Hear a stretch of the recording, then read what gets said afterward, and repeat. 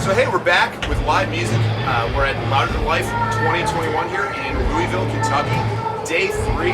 Metallica just played an incredible set last night. I'm personally expecting that we're going to get the Black Album on the final night. By the time you see this, we'll already know. But really special guest today. We've got Rob Dietrich, Master Distiller from Blackened Whiskey in the house. Rob, how are you? I'm doing great. Awesome. It's good to see you. Yeah, it's good to see you as well. Absolutely. Saw Metallica last night. They did a killer. That's our first large live show since COVID. So Yeah. They did kick ass. Awesome. It was great. I'm excited because I get to be spoiled and see him again 2 days from now, which is awesome. But let's talk a little bit about Blackened Whiskey here. Yeah. Right? So we're coming up. It's about 3 years now Blackened's been out. Yes. How's that going? I mean, it's going phenomenal. I mean, we originally launched the original collaboration between a late great Dietrich and Metallica.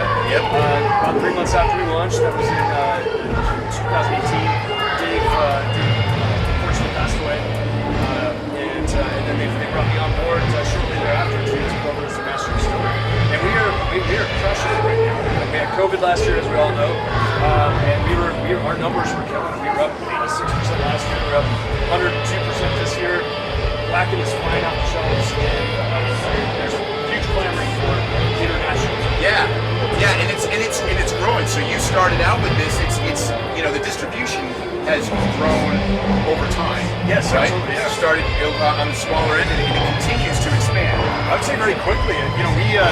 We're in all 50 states. We're in Canada. We launched it in Australia. Yeah. Mexico is waiting for it. Internationally, people are just asking, when is it going to be here? When's it going to be here? Yeah. We just got to make more whiskey, which So what's just pulling it up. That's actually one of the big questions, right? And I know people are here asking about that. So so it just launched in Canada. Yes. Right? Yeah. And then the next thing you said about that was that you got to make more whiskey. Okay. So when it comes to expanding this internationally, is that a supply demand issue? What really comes down to how quickly we can get Blackened out to the rest of the world? I think, just like any business model, you don't want to grow too quickly. Yeah. You want to make sure that your foundation is nice and strong before you build the house. And so our infrastructure is there. We have a plan to be able to start getting it out to that international community. Last year was when we actually got it in Canada and Australia.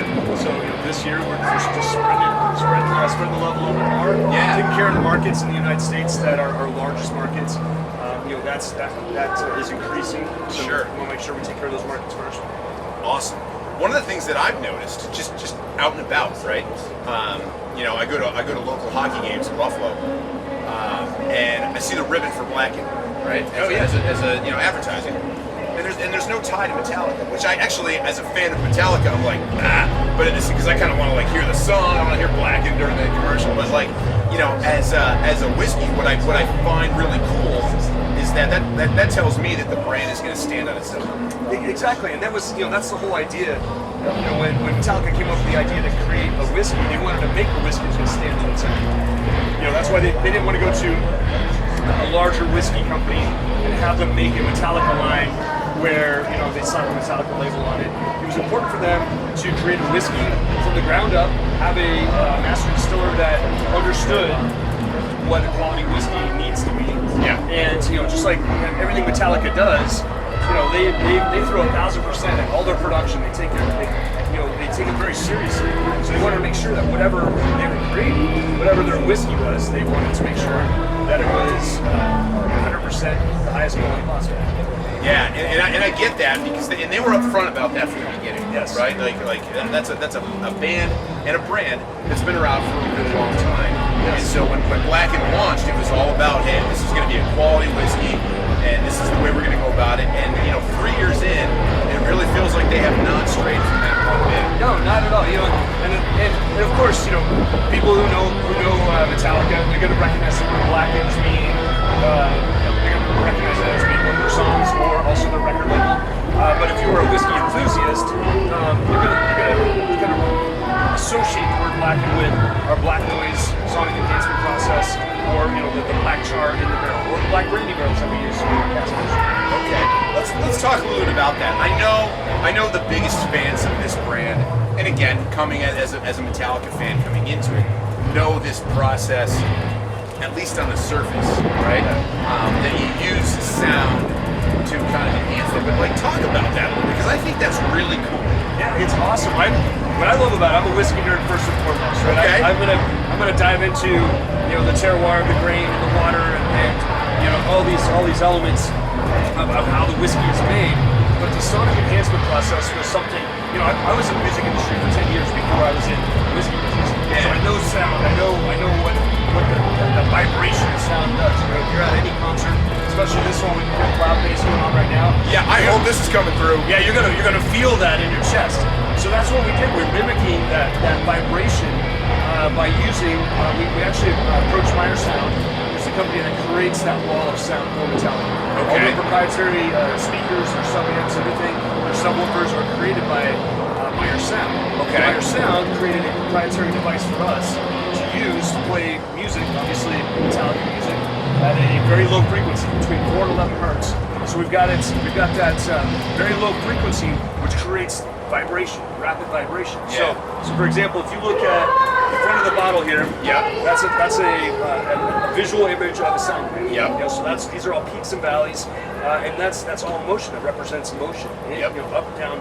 So if you're applying that to a barrel, that's all motion in and out of the barrel at a very rapid pace. So if you're playing a song like Whiplash, where it's just hard hitting, just heavy, it's like a staccato that's going on inside the barrel. Or if you got a nice ballad, that whiskey's moving in and out of the barrel at a different pace. Yeah. So every batch, you got a batch number up here. Every batch is going to be slightly different because of the playlist. So the band will take turns selecting the playlist for the music that we play to sonically enhance each batch. Yep. So you can go on blackandwhiskey.com, you can look up the batch number, see which band member select that playlist.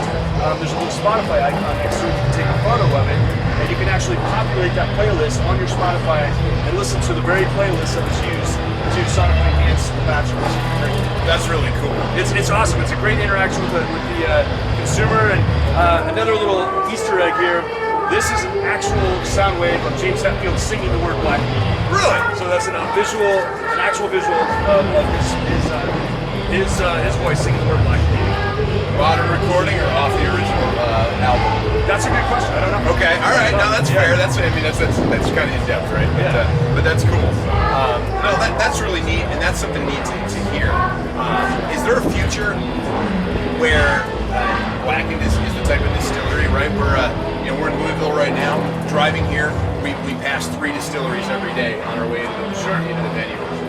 Is that something where someday there's going to be able to be a location where that can be toured and people can come and sort of check that out as a destination? Yeah, no, it's a great question.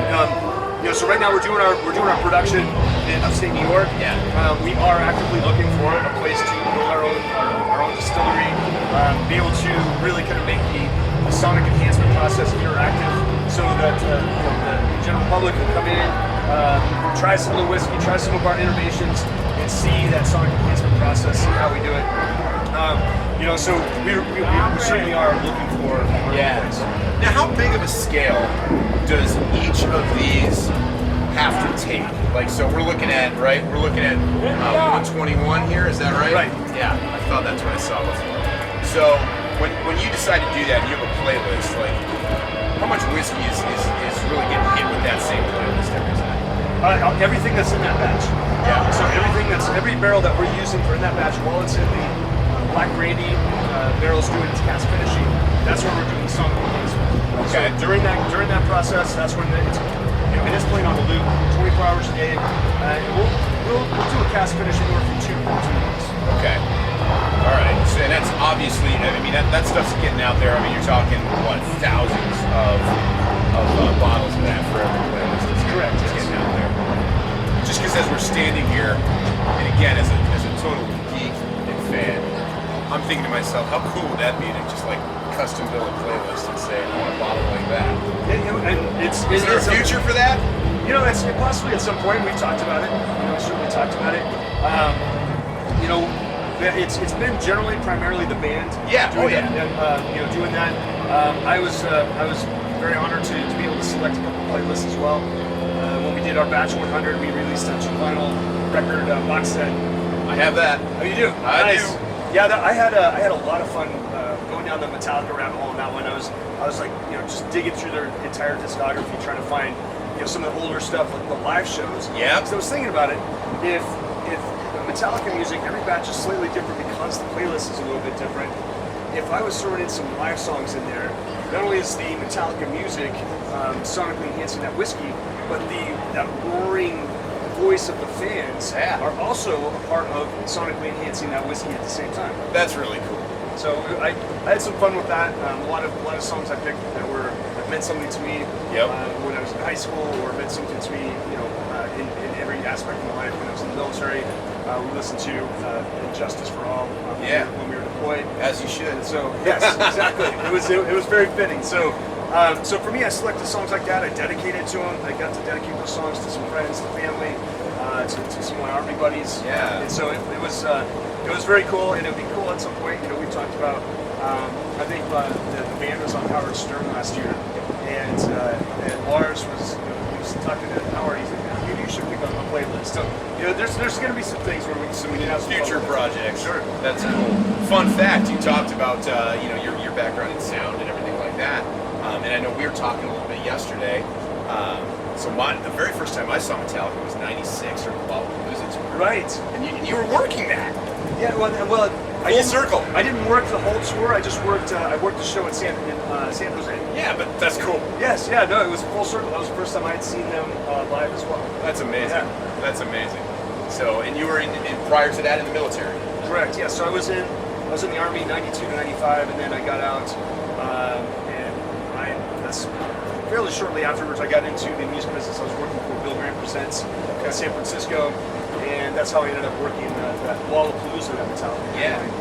And that was for me, it was epic because I did a lot of rigging on that show, and then they'll select different stagehands. So like, okay, you're with this band, you put on the band T-shirt, you're pushing their cases on, and that's it. You're with that, and I got to work.